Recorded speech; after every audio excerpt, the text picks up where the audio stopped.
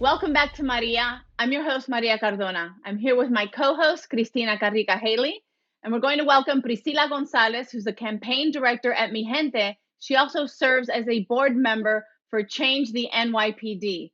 Priscilla, thank you so much for joining us here today. And I want to go straight with a question to you. You heard the conversation that we had with Lieutenant Rodriguez. We know that this is an issue that is now front and center, and that Defund the Police has become the clarion call for the movement for reform. Do you think the two sides, defund the police, the people who want real change, and our law enforcement community are talking past each other? Or do you believe that there is actually a way forward with real reform and real solutions? I think it's important to take a step back and consider the magnitude of the problem that we're talking about. I mean, this is centuries of systemic violence and racism that has been perpetrated against Black communities and, by extension, Brown communities. Policing as an institution, as we've experienced on the ground, is essentially a militarized force that's coming into our communities. And instead of protecting and serving, actually quite the opposite is happening. And for decades, there have been many reforms that have been attempted in response to complaints and protests and organizing from impacted communities. So we've already seen the community police conversations. We've already seen, quote unquote, community-based policing. We've already seen body cameras, particularly in the last few years. And yet we continue to see Black people and Brown people killed by the police. And we can't talk about this problem as though it's some good cops and bad cops. This is an institutional problem. And it's also a problem of how we understand safety in this society. The United States is a very violent society. And the way we deal with problems is to resort to force and violence. And typically it is at the hands of the police. And typically it is Black and Brown communities that are the target.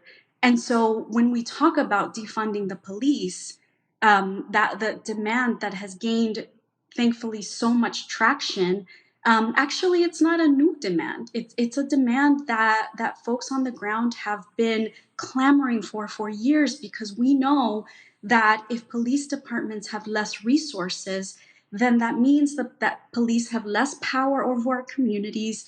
That means there's less interactions that could lead to the kinds of violence that we've been seeing in the killings of Black folks. And it also means that we could use those resources to actually address the problems that we've seen in society. Money that could go to youth programs, to housing, to jobs with living wages. I mean, that's what we're talking about here. And that's the conversation that we need to have. And there's a solution on the table for how to go about addressing that. Priscilla, thank you so much. I appreciate you kind of bringing this perspective into it and picking up a little bit on what you've been saying. You know, it's 5+ decades since the civil rights movement that we've been working on these issues. And I think right now, police brutality is taking the center stage because we're finally able to see that happening. However, there's, as you refer to the kind of systemic racism that's been going on, a conversation that I've started to have with folks, and I'd love to get your input on this, is if we are talking about defunding, would there be a way to help reform the criminal justice system by defunding the police? But I would love to kind of hear your thoughts beyond, unfortunately, the large problem of just police brutality. Yeah, I mean, most of the work that I've done has been on policing, because we see policing as the entry point, right, into the criminal justice system, because that's where our community comes into contact with the police and then get funneled into the criminal justice system, which exactly as you have said, they're what our people end up experiencing in that system by and large is exactly the opposite. It's not criminal justice, it's an injustice. Right. And what we're really talking about here is the expansion of a carceral state in this country, and the creation of of cages that are full of Black and brown people. There's any number of ways and many organizations that are working to not just to reform that system, but to dismantle it. Because again, we need to understand this problem and these problems that we're talking about are actually symptoms of a greater issue, and that is how we understand safety in the society, and how we address systemic inequality. Our first response is to go to criminalization, the criminalization of homeless people, the criminalization of drug use, and so on, the criminalization of our children in the public elementary school system, in high schools. So I think this is also a question of just reframing the debate. Otherwise, we're just going to continue to recycle old tactics that up to now have not resulted in the kind of change that impacted communities have been clamoring for a very, very long time. Priscilla, I think you're absolutely right that the challenge is reframing the debate so that both sides listen to each other and not past each other.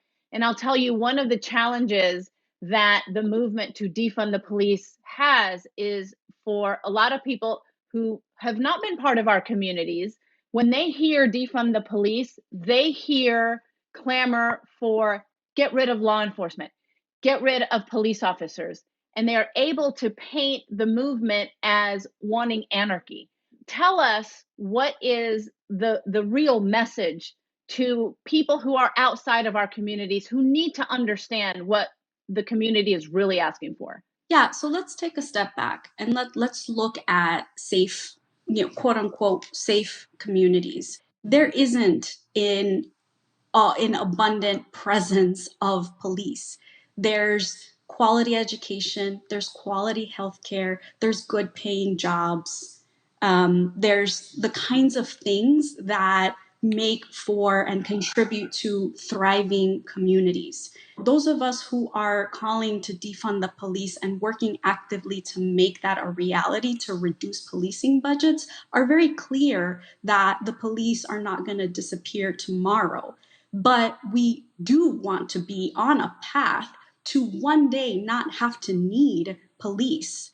And that means starting right now to put money into education and healthcare and good paying jobs and mental health services. And again, all the kinds of things that really goes into creating stability and to creating prosperity. So that's what we're talking about with defunding the police. We know that we're not going to eradicate police departments tomorrow, but we have to start somewhere. And there is a path forward to one day not needing the police. Priscilla, stay with us. We're going to have more with you after the break.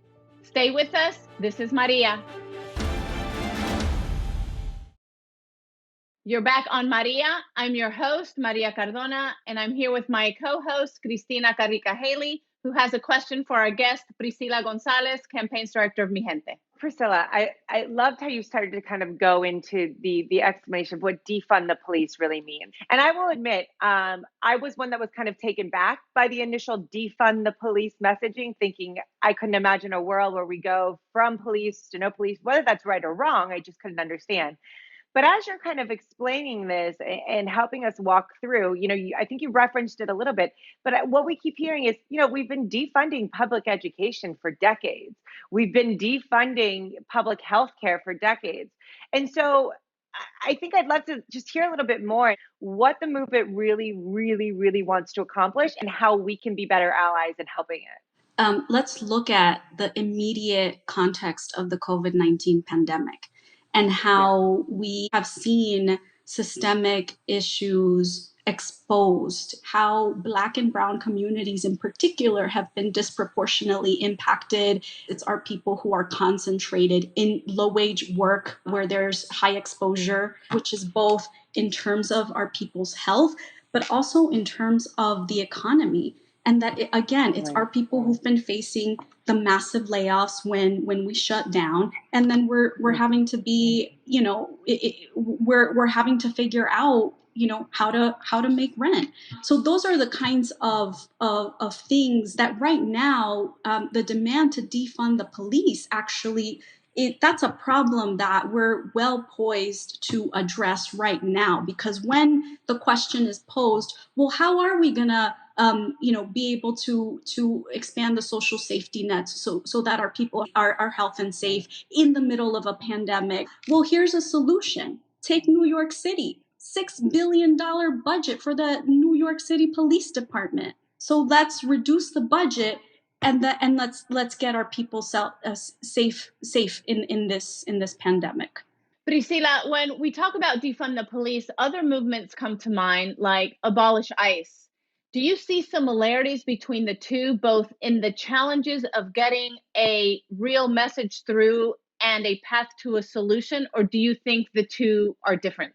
No, Mijente has actually for years done work at the intersection of immigration enforcement, because we saw quite clearly a dramatic shift in how immigration enforcement became a criminal matter. The fight to abolish ICE, the fight to bring dignity to immigrant communities is part of the fight, and follows the fight against anti-Black racism in policing and in the carceral system, and it's a fight that that becomes that much stronger because it's Black and Brown communities that are coming together in this moment to say it's time to defund the police, it's time to abolish ICE, and making those critical connections, because it's all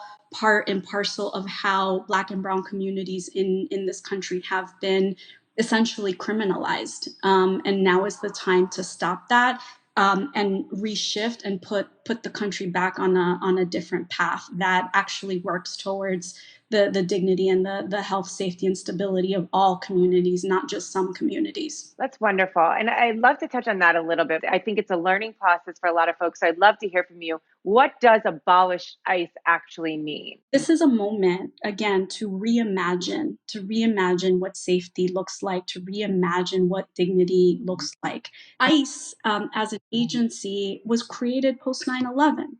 And housed within the Department of Homeland Security, which was also reimagined in response to terrorism. So similarly, in response, we can dismantle and create something different. And we are, through the demand to defund the police, we are saying, here's what our communities need instead.